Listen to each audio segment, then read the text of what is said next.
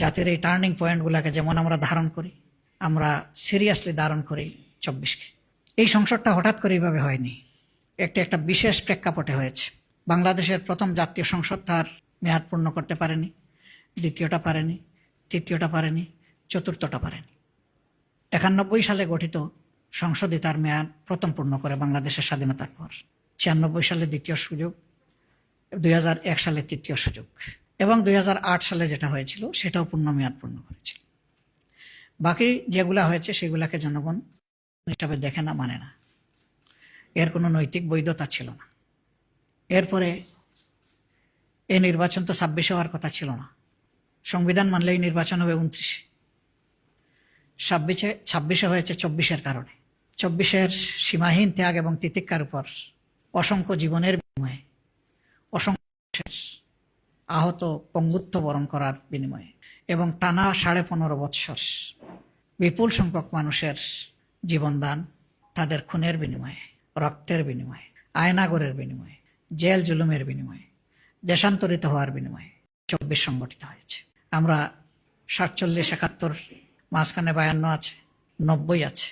জাতির এই টার্নিং পয়েন্টগুলোকে যেমন আমরা ধারণ করি, আমরা সিরিয়াসলি ধারণ করি 24কে। দুইবার দেশ স্বাধীনতার মুখ দেখলেও স্বাধীন নাগরিক হিসাবে এদেশের মানুষেরা তাদের অধিকার ভোগ করতে পারেনি, বরঞ্চ দফায় দফায় স্বৈর শাসন জাতির ঘাড়ে চেপেছে। দুঃশাসনের কবলে জাতি পিষ্ট হয়েছে। দুর্নীতির কারণে জাতি সরাসরি প্রত্যেকটি নাগরিক ক্ষতিগ্রস্ত হয়েছে। মানুষ অধিকার হারা হয়েছে, সর্বক্ষেত্রে বৈষম্য প্রতিষ্ঠিত হয়েছে। এই জন্য জুলাই উই ওয়ান্ট জাস্টিস, আমরা সব ক্ষেত্রে সুবিচার চাই, বৈষম্যহীন একটি সমাজ চাই। এই সমাজ জন্যই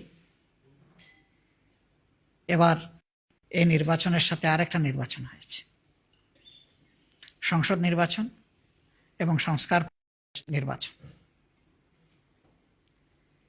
যে অর্ডিন্যান্সের কারণে এই নির্বাচন, একই দিনে হবে। একটা সংস্কার বিষয়ে জনগণের মতামত, গণভোট, আর একটা হচ্ছে সংসদ নির্বাচন হয়েছে। ফলাফল যেটা হয়েছে সেটা আপনারা দেখেছেন। আমরা দেশের বৃহত্তর স্বার্থে এই ফলাফল মেনে নিয়েছি, দুটা ফলাফলই মেনে নিয়েছি। একটি নির্বাচনকে আলাদা করে আরেকটি থেকে দেখার কোনো সুযোগ নেই। এই নির্বাচন দুটি একটি, বরঞ্চ প্রথম ফাংশন শুরু হবে এই নির্বাচিত সদস্যদের সংস্কার পরিষদের সদস্য হিসেবে, এবং তারও কিছু মেয়াদ উল্লেখিত আছে। এই কাজটি সম্পন্ন হওয়ার পরে অটোমেটিক্যালি তারাই আবার সংসদ সদস্য হিসাবে ফাংশন শুরু করবে। এই জন্যে ওই একই অর্ডিন্যান্সকে সম্মান করে আমরা প্রথম দিনে দুটি শপথ নিয়েছি। প্রথম শপথ হয়েছে সংস্কার পরিষদের সদস্য হিসাবে, দ্বিতীয় শপথটি হয়েছে সংসদ সদস্য হিসাবে। আমরা দুই জায়গায় শপথ নিয়েছি, দুই জায়গায় আমরা স্বাক্ষর করেছি। কিন্তু দুঃখের বিষয়, এখন পর্যন্ত সরকারি দল প্রথম শপথটি তারা নেননি। আমরা তাদের প্রতি আহ্বান জানাবো, আসুন জুলাইকে সম্মান করি। জুলাইকে সম্মান করলেই 24 থাকলেই 26 হবে, নইলে 26-এর অস্তিত্ব থাকে না। 24কে অমান্য, অগ্রাহ্য করে পাশ কাটিয়ে 26 এই জাতির জন্য কোনো সুখবর নয়। তারা নেননি, আমরা আশা করতে চাই তারা নিয়ে এই কাজটি দ্রুত সম্পন্ন করবেন। তাহলে 24-এর এত জীবনদান, এত শাহাদাত, এত পঙ্গুত্ব, এত আহত, তার সার্থকতা পাবে। মনে রাখবেন যে এটা বাংলাদেশে যারা ভোট প্রয়োগ করেছেন তাদের 69% মানুষের পক্ষে রায় দিয়েছে। এটাকে অগ্রাহ্য করার কোনো সুযোগ নেই। আমরা এর পক্ষে ভূমিকা রেখে যাব এবং আমরা চাইব যে 4টি বিষয়ে গণভোটে দেওয়া হয়েছিল তার সবগুলি হুবহু গ্রহণ করা হোক, বাস্তবায়ন করা হোক। আমাদের পক্ষ থেকে এই বিষয়ে সর্বাত্মক সহযোগিতা থাকবে ইনশাল্লাহ। বাকি অধিবেশন শুরু হলে আরও যে সমস্ত বিষয় প্রসঙ্গক্রমে আসবে, এই বিষয়গুলো নিয়ে আমরা আলোচনা করেছি এবং আমরা এটা স্থির করেছি যে আমরা অবশ্যই অপ্রাসঙ্গিক কোনো ভূমিকা রাখবো না, আমরা প্রাসঙ্গিক ভূমিকা রাখবো। আমরা আগেই বলেছি, বিরোধিতার জন্য বিরোধিতা নয়, সহযোগিতা করতে হলে সেটা দেশ এবং মানুষের জন্য, আর বিরোধিতাও করতে হলে দেশ এবং মানুষের অধিকারের জন্য। এ লড়াই ইনশাআল্লাহ আমরা সংসদে করব, প্রয়োজনে এই লড়াই রাজপথেও হবে। এটা গণতন্ত্রের সৌন্দর্য। আমরা এই সমস্ত বিষয় নিয়ে হুটহাট করে আদালতে যাওয়াটা আমরা সহজে দেখব না, কিন্তু একান্ত বাধ্য না হলে। আমরা যদি একান্ত বাধ্য হই তাহলে হয়তো আমরা আদালতের আশ্রয় নিতে পারি কোনো কোনো বিষয়ে। তা আমরা প্রথমে এগুলা প্রেডিক্ট করতে চাই না। প্রথমে চাই যে সকল ব্যাপারে সংসদের যিনি অভিভাবক, যিনি সভাপতিত্ব করবেন, স্পিকার মহোদয় ইনসাফ করবেন, বিরোধী দলকে যথেষ্ট সুযোগ দেবেন। তাহলে গণতন্ত্রের সৌন্দর্য শুধু ফুটে উঠবে না, গণতন্ত্র টেকসই হবে। যে গণতন্ত্রটা এখনো বাংলাদেশ পায়নি, আমরা প্রত্যাশা করতে চাই এই ত্রয়োদশ সংসদের মাধ্যমে সেটা যেন বাংলাদেশ পায়। আপনাদের সহযোগিতা অব্যাহতভাবে আমরা কামনা করি এবং আমরা যাতে একটি দায়িত্বশীল বিরোধী দল হিসাবে 11 দলের নির্বাচিত সংসদ সদস্যরা আমরা দায়িত্ব পালন করতে পারি। আপনারা দোয়া করবেন, সহযোগিতা করবেন। আমরা দেশবাসীকে আরেকবার কৃতজ্ঞতা জানাই। তাদের রায়ের যেটুকুই প্রতিফলন হয়েছে, তারা আমাদের বক্তব্যকে ধারণ করে সমর্থন করে আমাদেরকে যতটুকুই নির্বাচিত করেছেন, ভোট দিয়েছেন, আমরা সকলের কাছে কৃতজ্ঞ। এবং এখানে আমরা আলাদাও করতে চাই না। এই নির্বাচনে সার্বিকভাবে অংশগ্রহণের জন্য আমরা দেশবাসীকে আন্তরিক অভিনন্দন এবং মোবারকবাদ জানাতে চাই। দেশের বাইরে যারা আছেন তারা আমাদের আত্মার অংশ। জুলাই পরিবর্তন, 71-এর মুক্তিযুদ্ধ, 90-এর গণ আন্দোলন, সকল ক্ষেত্রেই তাদের আন্তরিক সম্পৃক্ততা ছিল। বিশেষ করে জুলাইয়ের উত্তাল দিনগুলোতে শুধু বাংলাদেশ উত্তাল ছিল না, প্রবাসীরা যে যেখানে ছিলেন দুনিয়ার, তারা সম্পৃক্ত হয়ে গিয়েছিলেন, রেমিটেন্স বন্ধ করে দিয়েছিলেন। রাস্তায় বিভিন্ন দেশ আছে যেখানে নেমে মিছিল করা যায় না, তারা এগুলা ভুলে গিয়ে দেশের পক্ষে মিছিল করেছেন, কারাগারে নিক্ষেপ হয়েছেন, তাদের উপর শাস্তি আরোপ করা হয়েছে। আমরা তাদের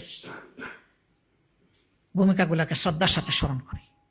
আবার অনেকে তারা মিডিয়ার মাধ্যমে, লেখনের মাধ্যমে শক্তিশালী ভূমিকা পালন করেছে। তাদের সবাইকে আমরা কৃতজ্ঞতা জানাই, ধন্যবাদ জানাই।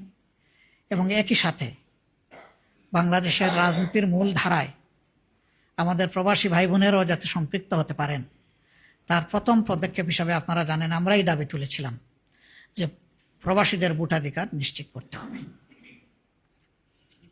সেটা হয়েছে, বহুলাংশে হয়েছে, পুরাপুরি না হলেও এই শুভ কাজটার সূচনা হয়েছে। আগামীতে এটা আরও বিকশিত হবে আমরা আশা করি। আমরা এই একটা দাবি জোরালোভাবে বলেছিলাম, কারণ আমরা বিশ্বাস করি তাদের এই দাবিটা আদায় হলে, অধিকার প্রতিষ্ঠিত হলে, বাকি অধিকারগুলো, দাবিগুলো আদায় করা তাদের জন্য সহজ হবে। আমরা তাদেরকে সম্মান করি, আমরা রিমিটেন্স যোদ্ধা বলি, কিন্তু আমরা বীরদেরকে এখনও বীরোচিত সম্মান দিতে পারিনি।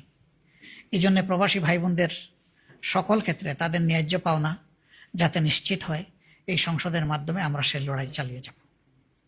তারা বহু ক্ষেত্রে বঞ্চিত, বিড়ম্বিত এবং ক্ষেত্র বিশেষে তারা নিগৃহীত। এই জায়গাগুলো অবশ্যই আমাদের দেখতে হবে। আমরা সরকারকে ধন্যবাদ জানাই। আমরা বলেছিলাম, সবার আগে আমরাই বলেছিলাম ইলেকশনের সময়, যে আমরা নির্বাচিত হয়ে সরকার গঠন করার সুযোগ পেলে বিদেশে আমাদের কোনো প্রবাসী ভাই বোন ইন্তেকালের পরে তার পরিবার এবং তিনি যদি ওসিয়ত করে যান যে তার দাফনটা বাংলাদেশে হবে, তাহলে তাদের লাশ সরকারি খরচে শ্রদ্ধা এবং সম্মানের সাথে বহন করে নিয়ে আসা হবে। ইতিমধ্যে সরকারের প্রবাসী কল্যাণ মন্ত্রণালয় ঘোষণা দিয়েছে, এটা তারা বাস্তবায়ন করবে। আমরা তাদেরকে অভিনন্দন এবং সাধুবাদ জানাই। আমরা যে দাবিগুলো করেছি, তারা যদি সেই দাবিগুলো বাস্তবায়ন করেন, আমরা এইভাবেই তাদেরকে অভিনন্দন জানাতে থাকবো, কোনো সমস্যা নাই। কারণ আমরা দেশের মানুষের কল্যাণ চাই, আমরা প্রিয় দেশের ভালো চাই। যে কাজ আমরা করতাম সেই কাজ তারা করলে অভিনন্দিত হবেন। আরও নতুন নতুন কাজ আমরা খুঁজে বের করব এবং সবাই মিলে এই দেশ এবং সমাজটাকে সুন্দর করব। আমরা আশা করব দুর্নীতি আর দুঃশাসনের করাল গ্রাসে বাংলাদেশ নতুন করে আর পড়বে না। যদিও দুর্নীতি এখনও আমাদের সমাজের রন্ধ্রে রন্ধ্রে প্রবাহিত হচ্ছে, আমরা সবাই জানি, ইতিমধ্যে সরকারের বেশ কিছু পদক্ষেপ জনগণের কাছে গ্রহণযোগ্য হয়নি। আমরা আশা রাখব জনপ্রত্যাশা সামনে রেখে, বিশেষ করে জুলাইয়ের আকাঙ্ক্ষাকে ধারণ করে সরকার তার কার্যক্রম গ্রহণ করবে যা জাতি এবং দেশকে উপকৃত করবে। আমরা এর পক্ষে আমাদের অবস্থান স্পষ্ট এবং আমরা এই অবস্থান অব্যাহত রাখব। সবাই মিলেই আমরা আগামীর একটি নিরাপদ, একটি মানবিক, দুর্নীতি এবং দুঃশাসনমুক্ত বাংলাদেশ গড়ব ইনশাআল্লাহ। আল্লাহ আমাদেরকে তৌফিক দান করুন। আরেকবার আপনাদেরকে পবিত্র রমজানুল কারীমের অভিনন্দন জানিয়ে আমরা এখানেই শেষ করছি।